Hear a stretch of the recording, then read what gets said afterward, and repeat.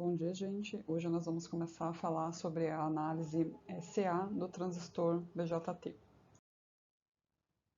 Para que a gente consiga realizar a análise de um circuito transistorizado que vai operar como amplificador, portanto, ele vai receber aí um sinal alternado e a sua função vai ser amplificar esse sinal, a gente precisa fazer uso de várias técnicas, tá?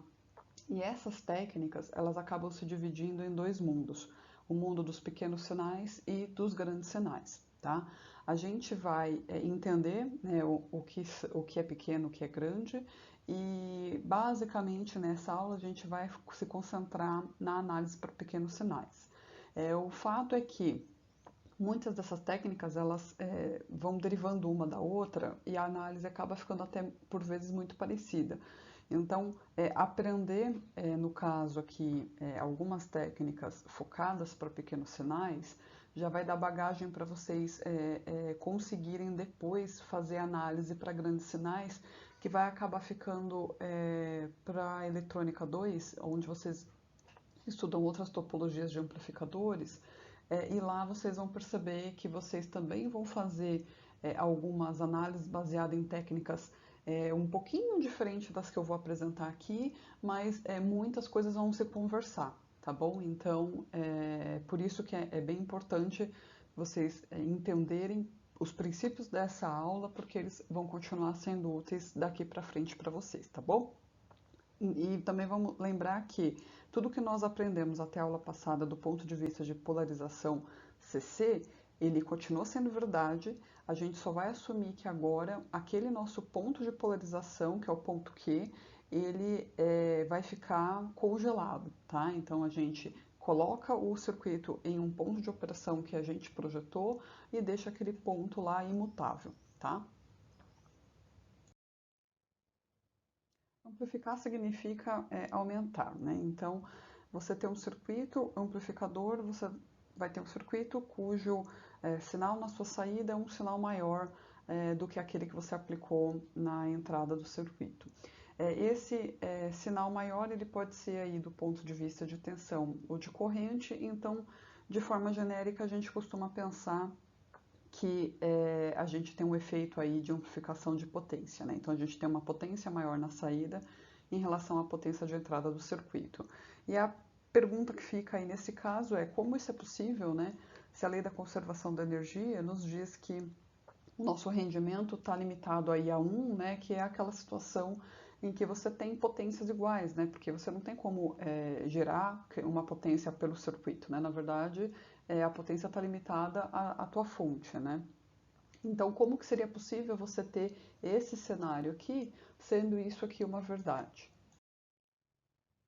E a explicação para isso é aquela fonte CC que a gente ainda tem no circuito, tá, gente? Então, lembrem-se que ela é responsável por garantir lá o nosso ponto de polarização, né? Só que ela também é responsável por transferir aí parte da sua potência para a saída, tá certo? Então, nesse exemplo, vejam que eu tenho aqui um circuito série formado apenas por fonte e resistor, né? Tem uma única corrente circulando aqui. Essa corrente é constante ao longo do tempo, né? E a potência, portanto, dissipada aqui nesse exemplo, ela é também constante aqui em cima desse resistor. O que acontece em um circuito transistorizado é que a gente vai ter a composição, então, dessas duas fontes, né? Eu tenho aqui o meu mecanismo de controle, por onde tem a minha alimentação CA e vai me fornecer aqui uma corrente alternada pequenininha, porém eu também tenho aqui um sinal CC que vai garantir para mim um ponto de uma corrente, né, média aqui muito maior do que essa que eu estou usando como controle, tá? Então, na prática, o que eu tenho circulando aqui nesse meu exemplo é uma corrente total que é formada pela parcela da minha fonte CC e da parcela CA que eu estou usando como um controle. Então, consequentemente, aqui o que eu tenho do ponto de vista de dissipação de potência é algo muito maior, né, do que se eu estivesse trabalhando apenas com esse sinalzinho aqui, que é o sinal que eu estou levando para a saída, tá certo? E estou levando para a saída de forma amplificada, tá? Então é assim que a gente acaba realizando a amplificação da potência num circuito transistorizado. Eu falei para vocês que para a gente, então, fazer a análise CA desses circuitos transistorizados, a gente vai precisar antes entender algumas técnicas, né? É, Nessas técnicas, a gente acaba utilizando modelos para representarem um transistor, tá? E lembrando, né, que modelo lá é uma combinação de elementos que se aproximam aí do funcionamento real do dispositivo semicondutor que a gente está interessado em reproduzir, né? E esse modelo ele vai aí atender a situações diversas de operação, tá bom? Então, o que nós vamos utilizar dentro dessas técnicas são circuitos equivalentes, né? No lugar do transistor, para poder aí, de fato conseguir fazer a nossa análise de maneira mais simples. Também existe uma série de modelos para representar o transistor, tá, gente? O livro ele vai aí falar basicamente do modelo híbrido, tá? E do modelo RE. O caso do modelo híbrido, ele ainda é bastante utilizado, porque se vocês lembrarem lá dos datasheets, vários parâmetros que aparecem ali, eles aparecem em termos de modelo híbrido, né? Através aí dos seus parâmetros H, que são esses códigos aqui. O que com certeza todo mundo já se deparou foi o parâmetro HFE que tem lá no datasheet, né? Então o HFE, todo mundo lembra que é o nosso beta, né? E ele é então a representação do beta do ponto de vista do modelo híbrido. Então, como ainda é utilizado muito pelos fabricantes, acaba que também a literatura sempre faz menção a esse modelo. Por outro lado, ele tem um problema de valer apenas para um conjunto bem específico de polarização CC, tá? Então, se você não seguir a polarização indicada pelo próprio fabricante lá do datasheet, né? Fabricante do componente, né?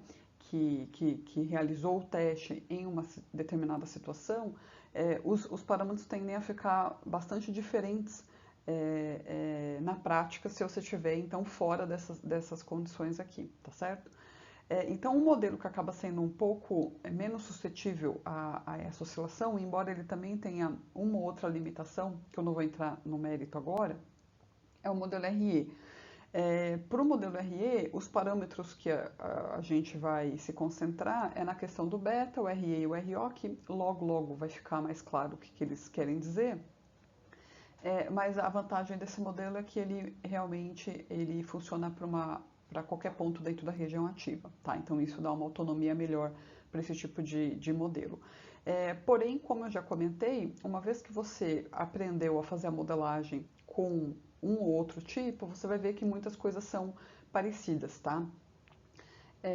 Lembrando que também, quando você tem aí algumas aplicações, por exemplo, em alta frequência, aí esses modelos eles começam a trazer outras componentes dentro dele, então eles tendem a variar bem mais dada a função, dada a aplicação dele, tá? Então, a gente vai realmente começar pelo que seria um modelo mais simples, mais genérico possível, e a depender aí da evolução do curso, dá para ir introduzindo novos modelos.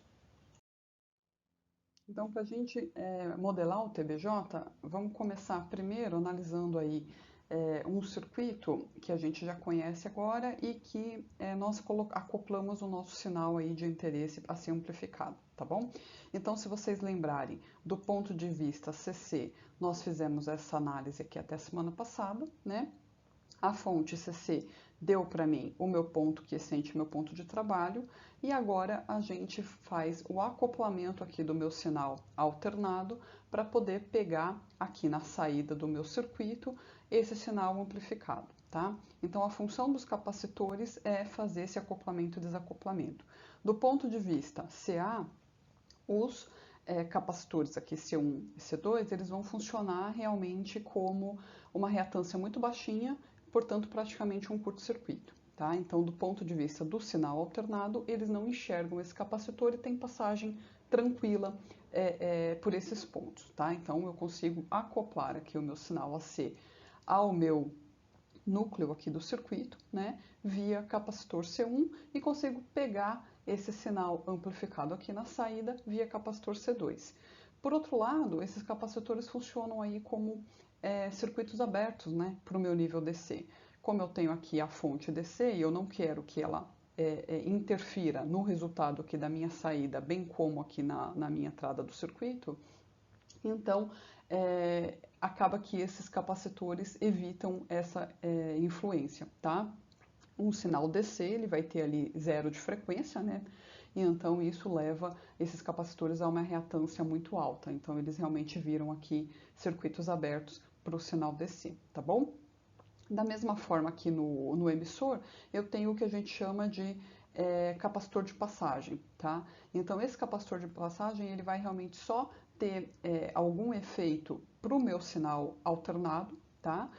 Lembra que o RE ele é utilizado para ajudar a fixar o ponto aqui de polarização do transistor. Então, do ponto de vista DC, ele cumpre o seu papel. E quando eu coloco aqui um capacitor em paralelo, eu faço com que, do ponto de vista do meu sinal alternado, ele não enxergue o RE, ele vai enxergar apenas um caminho livre para a Terra, já que eu garanti, via valores aqui dos capacitores, que a reatância resultante aqui em função da minha frequência de trabalho fosse pequenininha. Então, para esse meu sinal alternado, eu tenho aqui um desvio para a Terra direto, um curto para a Terra. Isso vai me ajudar a analisar os circuitos, como vocês vão perceber um pouco mais adiante. Bom, como eu tenho aí a sobreposição de sinais nesses meus circuitos, eu consigo também aplicar lá as técnicas de superposição que vocês aprenderam para fazer análise, né? Então, na semana passada a gente fez a nossa análise CC, agora a gente faz a análise CA utilizando aquelas premissas que vocês já aprenderam em circuitos, né? Então, se eu tivesse uma fonte de corrente, eu deixaria essa fonte em aberto, não foi o exemplo aqui, não apareceu nenhuma, mas eu tinha lá a fonte de tensão DC, eu curto-circuitei ela, então levei aqueles pontos para a Terra e também curto-circuitei os meus capacitores, né? Então isso gerou para mim esse circuito aqui mais simplificado, que representa o que a minha fonte, o meu sinal alternado enxerga no circuito, tá? Então vejam que as coisas começam a ficar um pouco mais simplificadas. O que aparece aqui que já é interessante quando a gente está pensando em fazer a nossa análise CA? Impedância de entrada, impedância de saída e corrente de entrada e corrente de saída, tá? Então, a gente já começa a ter possibilidade de modelar esses parâmetros aqui, de chegar nesses parâmetros, tá? E aí, para chegar nesses parâmetros, acho que já dá para perceber que ter um modelo para substituir aqui esse transistor vai nos ajudar, né? Porque ele ainda é um componente aqui que tem lá as suas características, né? E assim como o diodo tinha, e para a gente vai ficar mais fácil analisar esse circuito aqui quando a gente substituir o nosso transistor por um circuito equivalente que represente aí o funcionamento dele. E é isso que a gente já vai fazer na sequência. Então, o que a gente vai fazer para poder chegar no modelo aí do nosso transistor é pensar nele como um sistema, como uma caixinha, tá?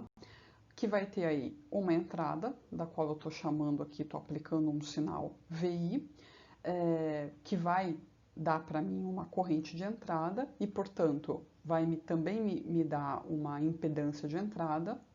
Do lado de lá, eu vou ter o meu estágio de saída, onde eu vou, na medida em que a entrada está desligada, por exemplo, eu vou aqui aplicar, forçar uma corrente de entrada, né, uma corrente de entrada que, na verdade, eu estou chamando de IO, para poder medir essa impedância de saída, tá? Então, a minha impedância de saída basicamente o que eu enxergo de resistência quando eu estou aqui na saída olhando para dentro do meu sistema, tá? E aí isso fica até mais claro quando a gente olha essa outra figurinha aqui, né? Eu tenho lá dentro do meu sistema, na entrada, uma resistência de entrada, que poderia ser, que na verdade eu estou chamando aqui de impedância, né? Então, eu consigo medir essa resistência de entrada a partir da minha tensão e da minha corrente medida, do mesmo jeito que eu tenho isso lá na saída, né? Então, só que aí na saída, para eu poder determinar o valor dessa resistência de saída, né, que a gente vai chamar mais comumente de impedância de saída, o que eu faço é aplicar uma corrente nesse sentido aqui, né? Uma vez que eu tenho esse potencial aqui VO definido como referência, eu vou forçar essa corrente passar por aqui e vou medi-la, né? Então, a relação do meu VO com essa minha corrente aqui vai dar para mim essa resistência de saída, que é a nossa impedância de saída, na verdade, tá? A gente tá aqui, gente, é uma representação muito simplória de um sistema de entrada e saída em que eu tenho lá uma resistência de entrada e uma resistência de saída. Mas a gente sabe que, no fundo, esses valores aqui, eles vão mudar em função do componente que você está utilizando, tá? Então, isso vai ficar mais claro na medida em que a gente destrinchar essas caixinhas aqui, tá? E aí, onde que eu vou colocar aquela caixinha? Eu vou colocar justamente aqui na posição do que seria o transistor, né? Então, eu estou querendo chegar num circuito equivalente que substitua o transistor para mim, né? Já que o transistor não é algo fácil para eu modelar, para eu poder fazer essa análise aqui alternada, então agora eu quero arrumar componentes mais simples para colocar aqui no lugar do meu transistor e analisar o circuito, né? Mas para isso eu preciso que esses componentes de fato sejam ali, demonstrem o funcionamento do meu transistor, né? Eu preciso de um conjunto aqui de elementos que funcionem como o meu transistor funciona naquela situação de operação, tá? Vejam que do ponto do circuito externo, né, o que mudou? Aqui eu já pendurei aqui na minha entrada o paralelo do R1 com o R2. Vocês lembram que eles ficaram lá em paralelo quando eu tirei a fonte DC, tá? Então aqui ele já tem a resistência equivalente à resultante. Meu emissor ele foi para a Terra e ele foi direto para a Terra por causa do capacitor de desvio que estava em paralelo com o RE, tá? Então, olha só como facilita colocar o capacitor de desvio, né? Então, meu circuito já ficou mais fácil aqui, ó, eu estou enxergando terra aqui. E do ponto de vista de saída, quem ficou pendurado na saída foi somente, por enquanto, o meu resistor aí do capacitor. Do capacitor não, do coletor, gente. O que mais eu já começo a tirar dessas montagens? Questão de ganho, tá? Ganho de tensão e ganho de corrente vai ser uma coisa que a gente vai sempre se preocupar quando estiver fazendo análise CA, tá? Ganho é adimensional e eu estou sempre pensando aí em saída em função da entrada. Então, se for ganho de tensão, eu tenho lá VO dividido por VI, tá? Se eu estiver falando de corrente, é a corrente de saída pela minha corrente de entrada. E aí a gente vai começar então também a levantar esses ganhos nos nossos circuitos. Bom, então vamos começar a construir o modelo RE, né, para o meu transistor TVJ, né? Então, começando pela configuração aí, emissor comum, né? Vejam que eu tenho aqui o meu circuitinho, cuja entrada está entre a base e o emissor, né? O emissor é o elemento que é comum à entrada do circuito e a saída que eu vou pegar aqui no nosso coletor.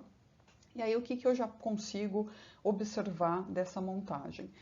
A minha entrada, que eu estou chamando de VI, também é a minha tensão VBE, né? Porque o que eu tenho aqui, ó, é justamente a junção base-emissor, tá? Eu tenho aqui como uma corrente de entrada a própria corrente de base, porém eu sei que em algum momento ela vai virar aquela corrente que é beta vezes maior, né? Então, porque eu tenho aqui no terminal do emissor para a Terra a corrente IE, que é pelo menos beta vezes maior do que o nosso IB, tá? Ele é beta mais 1, né? Se vocês lembrarem, tá? Então, a partir disso aqui, a gente pode começar a criar o nosso circuito de forma a representar esse primeiro comportamento aqui do nosso circuito de entrada. Então, o que eu tenho entre base e emissor? Eu tenho uma junção PN diretamente polarizada. Então, reparem aqui que eu substituí entre esses terminais aqui justamente por um diodo, tá? Então, eu tenho um diodo aqui, ó, o meu emissor, ele está, nesse exemplo aqui, é o mais negativo, né? O terminal mais positivo, que seria o meu anodo no diodo, ele está aqui ligado ao que seria a entrada do meu circuito. Então, eu tenho aqui aquele meu VBE caindo aqui realmente sobre uma junção PN diretamente polarizada. O sentido da corrente aqui do IE está certinho, estou polarizando diretamente essa junção. Enquanto eu tenho o IB chegando aqui nesse meu nó, eu tenho um IC que vem lá de cima, né? E que vai ser somado a esse meu IB para poder dar a corrente total aqui do meu circuito. Então, assim, eu posso pensar nessa corrente EC que vem aqui do meu terminal do coletor como uma fonte de corrente. E essa minha fonte de corrente, ela é uma fonte de corrente que depende de quem, gente? Depende do meu transistor do ponto de vista aqui construtivo, através do beta, e ela depende também do meu IB, né? Então ela está atrelada à minha corrente da entrada aqui, tá? Então eu posso substituir essa corrente que aparece meio que do nada aqui, na verdade, por uma fonte de corrente, então, que vale beta vezes IB. Aqui a gente já tem um circuito mais simples de ser pensado em relação a esse aqui. Tá? Então, isso aqui já seria mais simples de a gente calcular e analisar do que utilizando o transistor completamente. Lembrando que a gente está fazendo tudo isso para poder fazer a nossa análise CA, tá bom?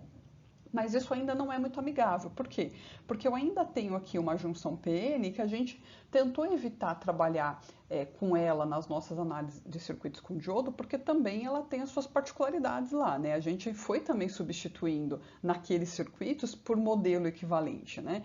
Então a gente também vai precisar fazer isso aqui. Só que aí o modelo equivalente, ele vai ser representado pela resistência que a nossa junção PN ela tem como característica. Isso vai ficar mais claro no slide seguinte, tá? Então, só para prestar atenção que entre lá o nosso terminal de coletor e o emissor, que é comum, a gente tem aqui na saída o próprio VCE, tá?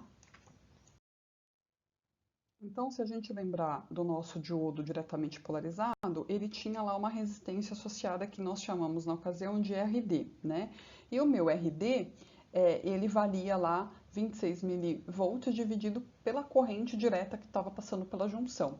Aqui, nesse caso, a gente fez a mesma coisa. Substituímos, então, o diodo por uma resistência, que é uma coisa simples de a gente trabalhar, uma resistência de valor 26 mil dividido pelo IE que está passando por ela, tá? Então vejam que aqui eu estou me referindo à corrente de emissor, é a corrente contínua, tá?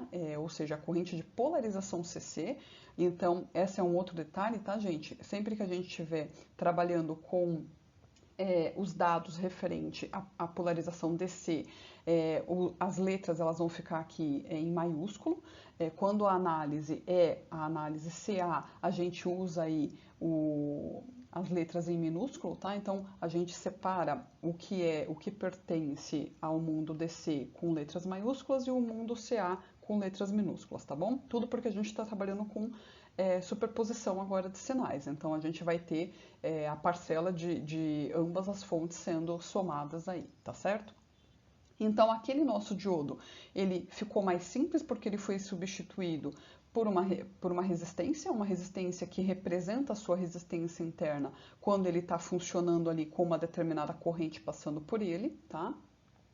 E aí a gente já consegue perceber que a nossa impedância de entrada, ou seja, né, a impedância que eu enxergo nesse ponto aqui, né, referente à construção interna do meu componente, ela é o quê? A minha corrente de entrada em função da minha corrente de base. Eu sei que essa minha tensão de entrada é a própria tensão aqui VBE, e eu sei que VBE agora, ele é dado pelo quê? Por esse IE passando aqui por essa minha resistência RE, tá? O nome aqui, né, o E que apareceu aqui, gente, é simplesmente porque agora a gente está pensando já no caso do emissor, tá bom? Se fosse lá o diodo, continuaria sendo o RD, tá? Que é o padrão para diodo, tá? Mas então RE é justamente essa componente aqui de resistência que simboliza para a gente o diodo diretamente polarizado. Então, se eu tenho essa relação e eu conheço aí as possibilidades de manipular esse E em função ali das minhas outras componentes de corrente, eu acabo chegando aí numa versãozinha final que tem ali basicamente a dependência do RE com a corrente de base e com o beta, né? Então aí eu acabo facilitando a minha análise e percebendo que a minha impedância de entrada, ela agora depende apenas, depende não, ela pode ser representada apenas ali pelo beta do meu componente que eu conheço e desse meu RE que também eu consigo determinar, tá? E aí, qual que é o efeito disso do ponto de vista do modelo equivalente? É que agora a gente conseguiu gerar um quadradinho aqui que a gente pode substituir aquele nosso transistor lá atrás. Tá? E aí, esse meu quadradinho, ele é um modelo, né, que representa o efeito do meu transistor, né, que representa o funcionamento, efeito não, representa o funcionamento do meu transistor. Né? Então vejam que do ponto de vista de entrada, ó, base emissor, eu tenho lá uma resistência com um valor de beta RE. Essa minha resistência, quem que é, gente? É a minha resistência, a minha impedância de entrada aqui, tá? Então, é isso que eu enxergo quando eu estou aqui aplicando um sinal nesse terminal em relação ao emissor. Do ponto de vista de saída, o que eu tenho? Eu tenho lá uma fonte de corrente no valor de beta vezes IB. Tá? Então, agora eu tenho tudo em função de coisas que ou eu conheço o valor ou que são simples de serem trabalhadas. Tá?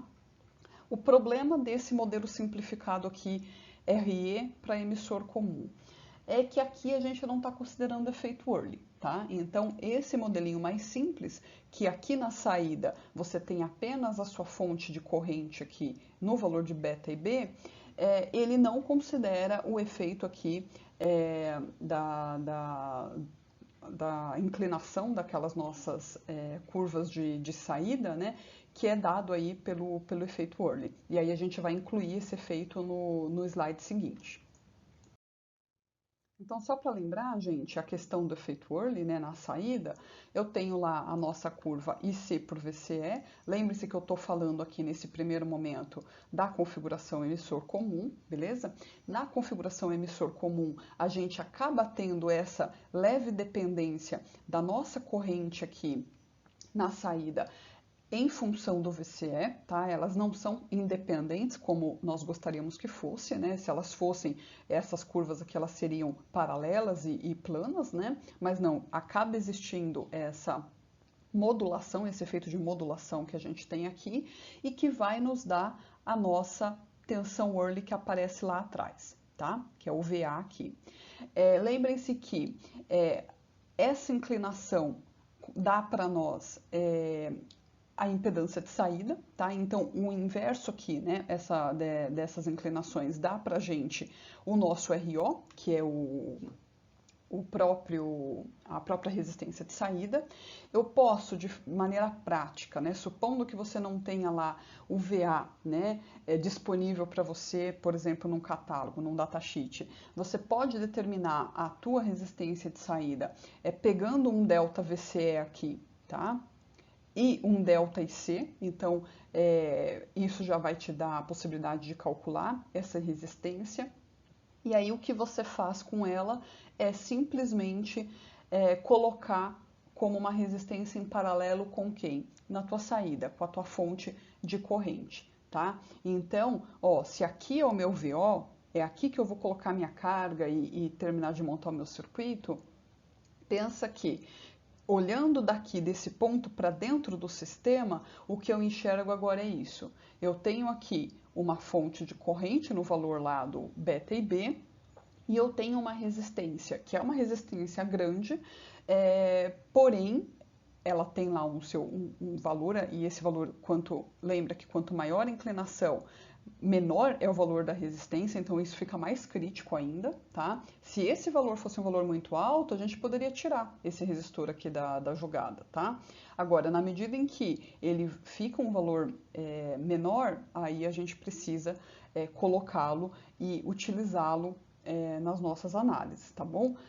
Simplesmente porque senão você não vai conseguir ter um modelo que funcione perfeitamente como o teu transistor está funcionando, tá certo? Então, se você tiver uma condição muito livre desse efeito Early aqui na saída, lindo, isso significa que você vai ter aqui um valor de VA muito alto, uma resistência de saída muito elevada, que equivale a você deixar esse resistor em aberto aqui, tá? Agora, se você já tiver curvas características, olhando ali pelo datasheet, que tem aqui uma determinada inclinação e que você vai obter um RO que pode aí já ser de quilo-ohms, alguma coisa do tipo, ele vai ficar bastante, ele vai ser bastante importante e vai precisar ser considerado aqui no seu modelo, tá? Então, essa é a forma de a gente incluir no nosso modelo RE o efeito Early dessa configuração. Pegando agora a configuração base comum, eu tenho aqui o mesmo raciocínio, tá, gente? Eu tenho aqui a representação, né, da configuração base comum. Eu vou substituir a nossa caixinha azul aqui por um modelo com componentes que represente o funcionamento do transistor nessa configuração. Do ponto de vista aqui de entrada, eu estou olhando para a minha junção agora emissor base, tá? Que também é uma junção PN diretamente polarizada. Então, vejam que eu coloco aqui na minha caixinha ao lado, né, a representação dessa junção diretamente polarizada, ao passo que aqui na minha saída, o que eu tenho de novo é uma fonte de corrente constante, né? Essa fonte de corrente depende aí naturalmente das minhas outras duas componentes do circuito, e nessa configuração base comum acaba sendo mais natural a gente deixar em função de alfa do que de beta, tá? Isso porque agora o que eu tenho como entrada aqui? A minha corrente de entrada, ela é a própria corrente IE, né? Enquanto que a minha corrente de saída, né, o IO, é a própria corrente IC, tá? Então, nesse caso, para fazer aqui a conversa entre a ponte entre as duas correntes, é mais fácil a gente lembrar que C é igual a alfa e I, tá bom?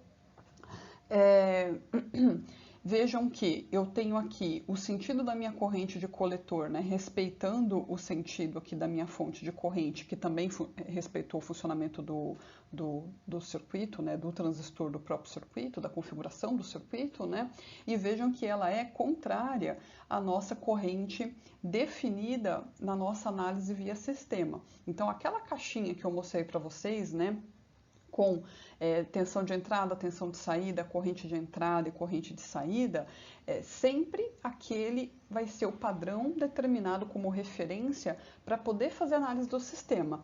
E significa que se você chegou num arranjo interno aqui que vai ter componentes contrárias àquelas definidas como referência, você vai ter que considerar o efeito através aí da troca de sinais para poder corrigir isso, tá? Mas aí nos exemplos depois vai ficar mais fácil nós percebemos o que quer dizer aqui essas correntes contrárias e tensões contrárias também, tá?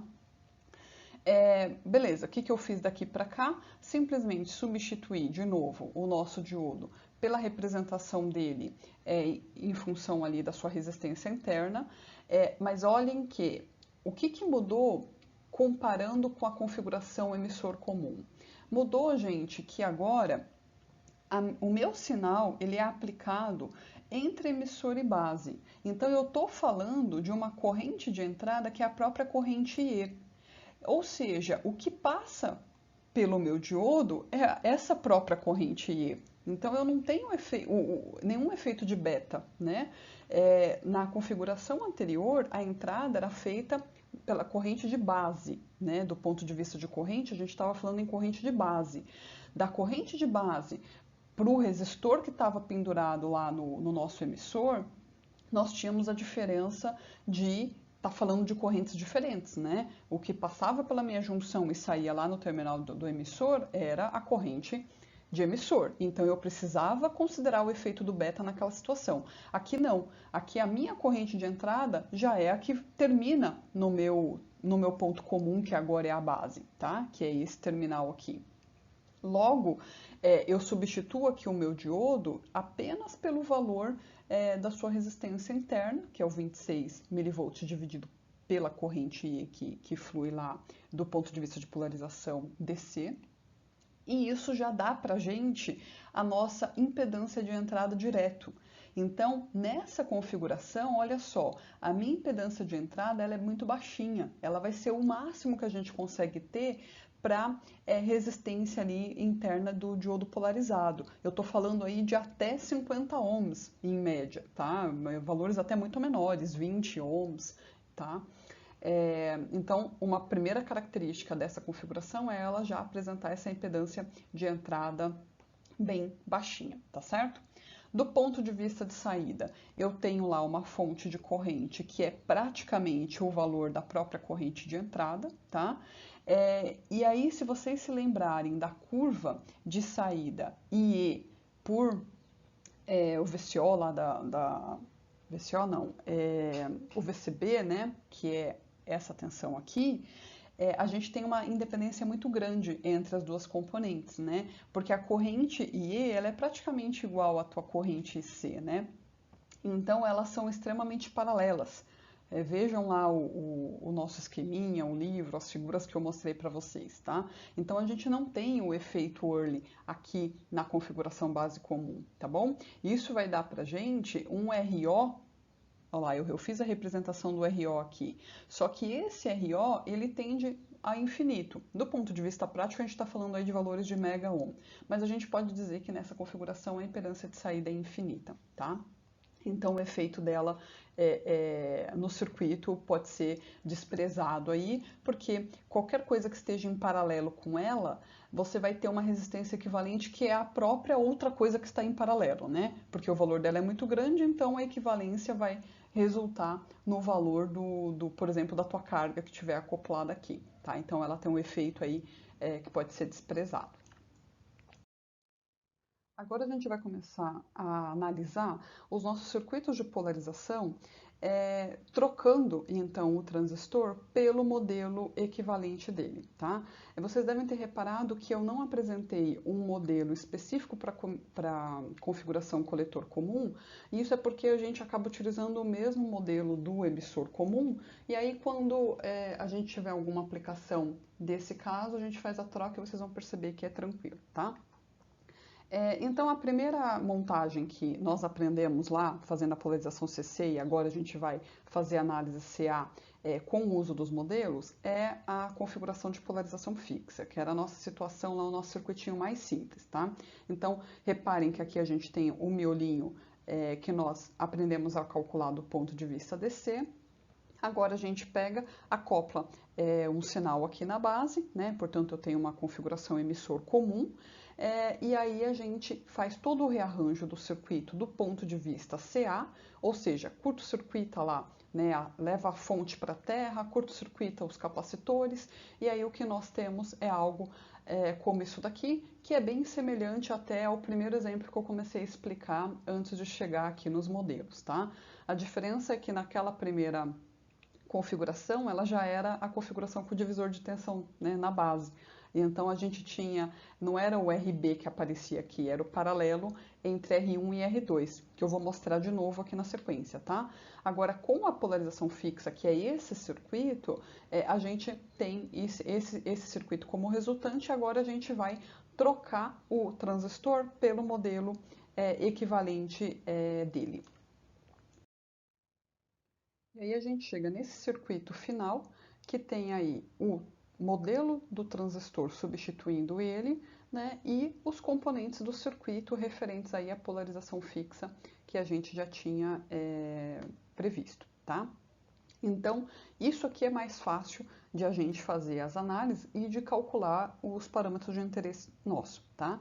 A primeira coisa que a gente pode tirar aqui de cara é que a impedância de entrada aqui do meu sistema, né? Ó, lembra que aqui está a minha tensão de entrada. Então, a minha corrente vem por aqui e o que eu enxergo de dificuldade é a partir desse ponto para frente. Repara que agora eu tenho o paralelo do RB, que é do circuito, com o beta RE, que é do próprio transistor, tá? Então, esse paralelo vai dar para mim a minha impedância de entrada.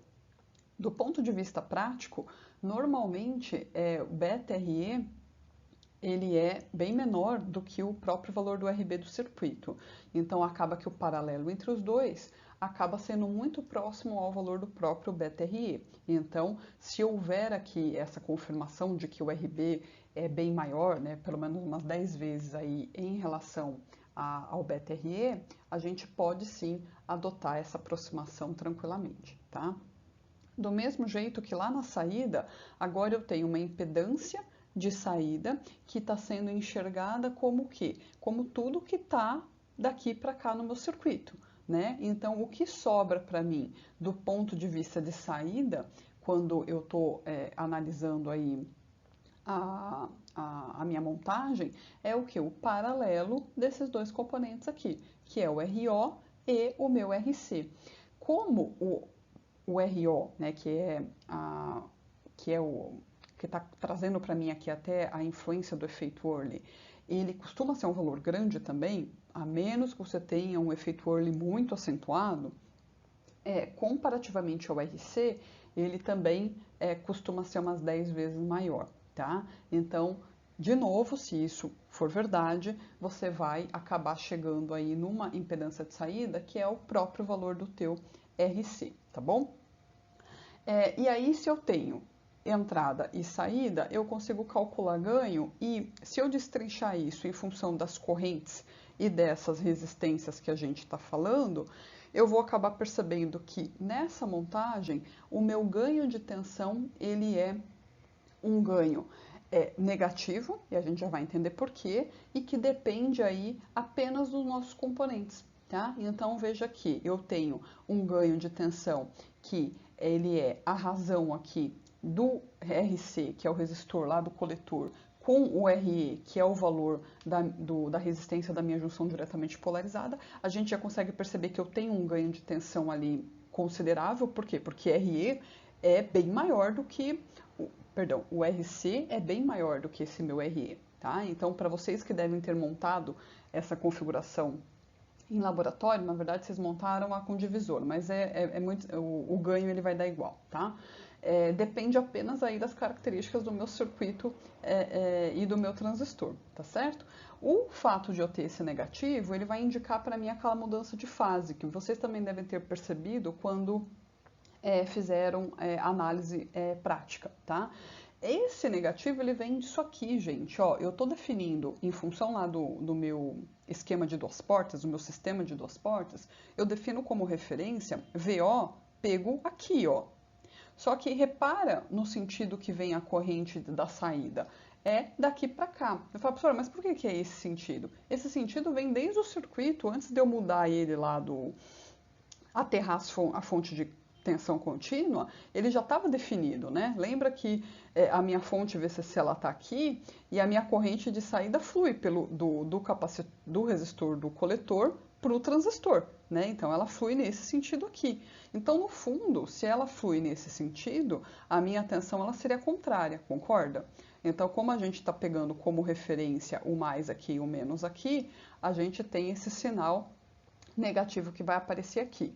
E do ponto de vista prático, isso vai mostrar para a gente aquela inversão de 180 graus de fase entre o sinal da entrada e o sinal da saída. E essa relação da fase a gente consegue enxergar facilmente olhando a curva característica de saída dessa configuração. Então eu tenho aqui IC por VCE e o que nós sabemos dessa curva, né? Nós temos aqui todas as variantes possíveis do ponto de vista de corrente de base. Nós, através da montagem do circuito, geramos lá a nossa reta de carga e com uma polarização DC específica, nós determinamos lá um ponto de operação, que, por exemplo, é esse ponto que eu estou mostrando aqui, bem no meio da reta de carga. O que acontece do ponto de vista prático, real, quando você entra com um sinal aqui na base do transistor? Esse sinal, ele no fundo está sendo somado ao nível DC que você já estabeleceu no teu circuito. Então, isso implica em dizer que você vai excursionar aqui na tua reta de carga o teu ponto quiescente. Ele vai ficar andando sobre essa reta de carga, dependendo aí do teu sinal de entrada, tá? Então, quando o teu sinal de entrada sair lá do ponto médio e atingir o pico dele, o que vai acontecer com o teu ponto quiescente? O teu ponto quiescente vai sair do ponto ideal que você havia planejado e ele vai subir na sua reta de carga. Ele vai subir por quê? Porque maior sinal aqui na tua base, ele vai te levar ao quê? Se aumentou a corrente de base, gente, tem que aumentar a corrente IC também, não tem? Pois bem, aumentou aqui o teu nível lá, aumentou a tua corrente de coletor na saída. Legal. Então, aumentar a tua corrente na saída significa que você levou o teu ponto VCE para mais próximo do que seria aquele ponto lá do VCE de saturação, lembram-se? O nosso VCE de saturação, ele não está aqui muito próximo do zero. Então, você saiu de um ponto aqui fixo que você tinha determinado e esse ponto ele diminuiu. Então você aumenta a corrente na saída, implica em diminuir o VCE. É isso que essa curva está dizendo para a gente. Ao passo que quando você diminui aqui a tensão da tua entrada, do teu sinal de entrada, isso força com que você tenha uma corrente de coletor menor também, né? Então, menor corrente de base, menor corrente de coletor. Ou seja, seu ponto Q saiu desse ponto médio e foi para um ponto mais baixo aqui na sua reta de carga. Por outro lado, esse ponto que é mais baixo aqui em corrente, ele é um ponto maior de VCE, tá? Ou seja, um ponto menor de tensão do teu sinal de entrada te leva a um maior ponto de tensão aqui na sua saída. Ou seja, o comportamento ele é contrário, tá? E isso é o que explica aí o nosso deslocamento de 180 graus entre a nossa entrada e a nossa saída nessa montagem de polarização fixa e também na nossa montagem por divisor de tensão. Aqui nós temos, então, a configuração emissor comum com divisor de tensão. Reparem que a gente não vai ter nenhum efeito do ponto de vista ali de impedância, de saída, de ganho. Ele vai se comportar exatamente igual à questão da polarização fixa anterior. Porém, o que vai mudar do ponto de vista de entrada? Agora, nós temos R1 e R2 que vão ficar em paralelo, né? Como naquele meu primeiro exemplo, quando a gente começou a explorar essas montagens. O meu R1 e R2 vão aparecer aqui, ó, em paralelo, que ele está chamando de R'. E no fundo, a minha impedância de entrada, agora, ela vai ser esse paralelo aqui desses dois com o meu beta-RE, tá certo? Então, de novo, se esse paralelo aqui for muito maior do que o beta-RE, a resultante da minha impedância de entrada vai tender ao próprio beta-RE, tá certo? Normalmente isso acaba acontecendo, né? Mas, na dúvida, você pode sempre considerar todos os elementos e fazer o cálculo de verdade e trabalhar com os valores ali reais, tá certo? Outro ponto também interessante dessa montagem. Na configuração com divisor de tensão, a gente já tem ali o resistor do emissor. Vejam que o efeito do meu capacitor de desvio, ele aparece aqui nesse circuito, porque ó, eu não tenho RE em lugar nenhum, tá? Se eu não tivesse esse capacitor, o meu RE ia ter que aparecer entre quem? Entre o emissor, que é essa minha linha aqui comum a todo mundo, e o terra.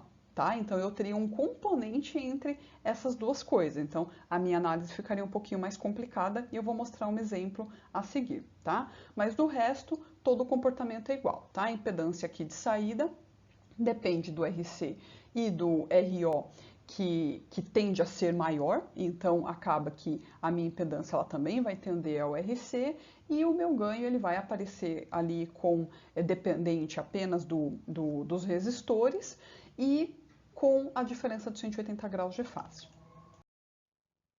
Vejam aqui o exemplo da nossa polarização de emissor.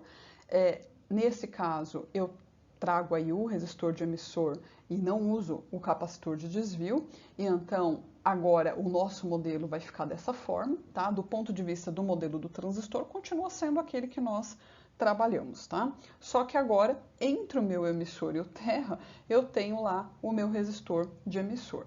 E então, eu vou ter que ter mais cuidado para fazer a análise desse circuito, porque agora eu tenho, né, a resistência de entrada minha aqui, ele está chamando de RB, ela depende o quê? Desse meu beta-RE e do próprio RE que eu tenho aqui, tá? Então, ó, vai aparecer isso para mim aqui na jogada.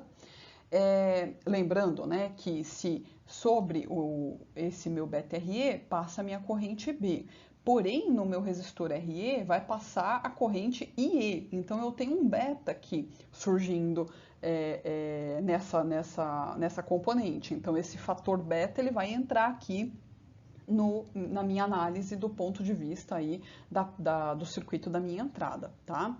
Do ponto de vista da saída, a minha impedância de saída ela ainda fica delimitada apenas pelo próprio RC, tá? Porém, como a entrada aqui acabou mudando, eu sei que eu vou precisar considerar isso no meu ganho e aí o meu RE ele vai aparecer aqui roubando um pouquinho de ganho para mim, tá? Porque nas configurações anteriores a gente tinha o RE que é bem pequenininho, né? Era aquele meu RE aqui que aparecia aqui no meu ganho e ele é muito menor do que o próprio valor do RE utilizado na montagem, tá?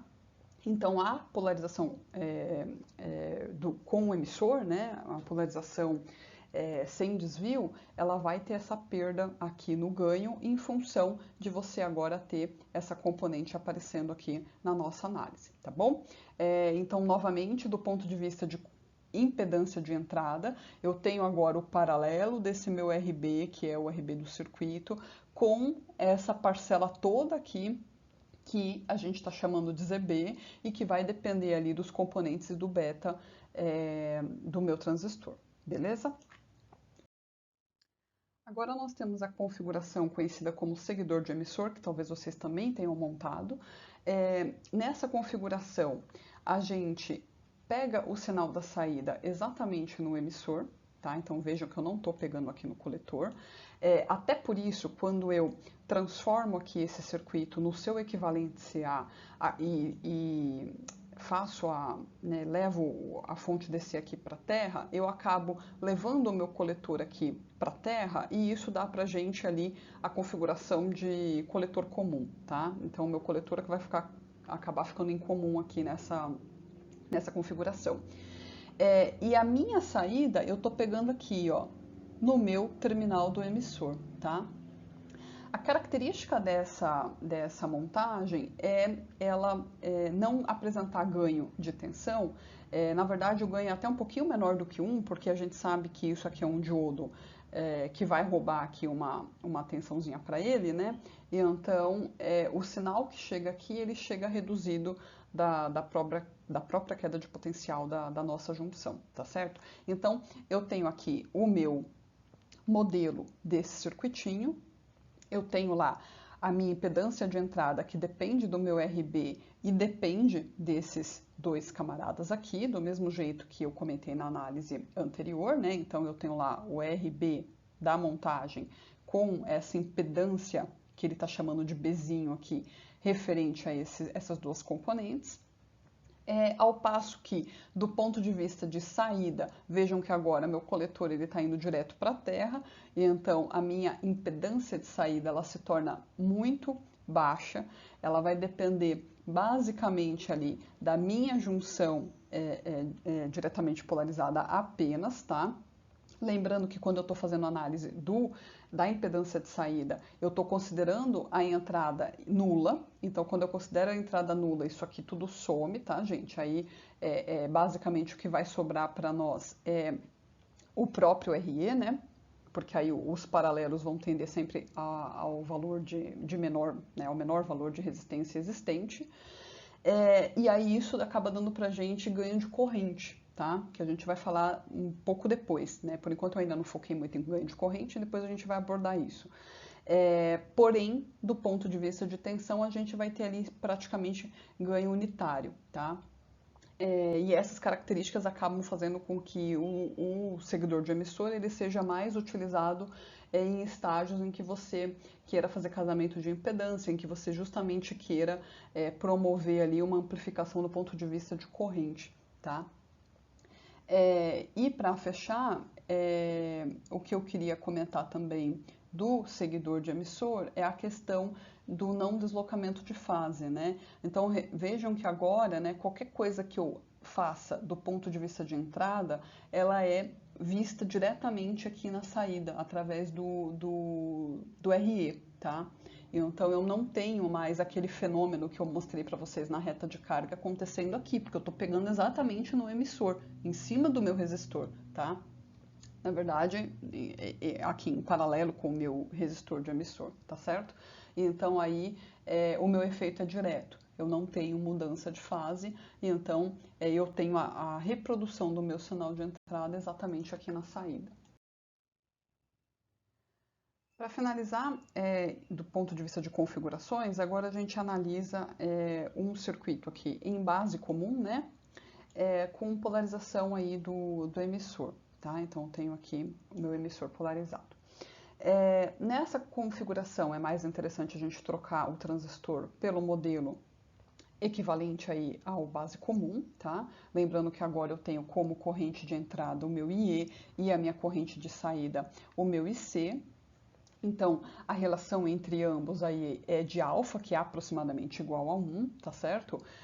Nessa montagem, eu praticamente não tenho ganho aí de corrente, a gente ainda vai explorar mais essa questão das correntes, tá? Mas eu vou ter aí um ganho praticamente unitário, que é praticamente o valor do alfa. Esse sinal de negativo aqui, ele vem desse sentido aqui do IC, gente, contraditório ao nosso valor estipulado pela análise, tá? Então, o meu IO, o padrão dele é sempre esse, tá? Como ao trocar aqui o modelo, a gente se depara com essa contradição, vamos dizer assim, a gente faz o ajuste aí através dos sinais, tá certo? Do ponto de vista de entrada, a gente tem aí impedância de entrada dependente agora do meu resistor de emissor e do resistor direto ali da minha junção. Então, como esse é bem menor, a impedância de entrada acaba sendo pequena também na configuração base comum, tá, gente? Que é uma característica interessante. Do ponto de vista de impedância de saída, ela é um valor ali moderado, dependente apenas do resistor do coletor. E do ponto de vista de tensão, a gente também vai ter ali algum ganho de tensão envolvido, porém sem nenhum defasamento entre a entrada e a saída, tá? Então essa é uma característica também comum da nossa configuração base comum. Então, gente, eu falei para vocês de uma forma apenas intuitiva em como que a gente deve proceder com a troca dos modelos e uma primeira análise aí da maioria dos circuitos que a gente já estudou.